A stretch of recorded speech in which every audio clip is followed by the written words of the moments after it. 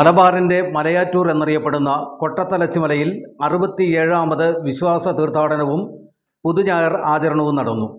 പുലർച്ചെ 3-ന് ആനക്കുഴിയിൽ നിന്നും കുരിശിൻ്റെ വഴിയോടെയാണ് കൊട്ടത്തലച്ചി കുരിശുമല തീർത്ഥാടനം ആരംഭിച്ചത്.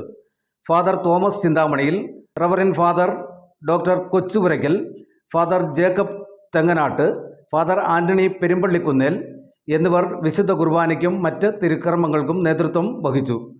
പ്രായമായവരും കുട്ടികളും ഉൾപ്പെടെ 100 കണക്കിന് വിശ്വാസികളാണ് പ്രത്യേക പ്രാർത്ഥനകളോടെ മല കയറിയത്.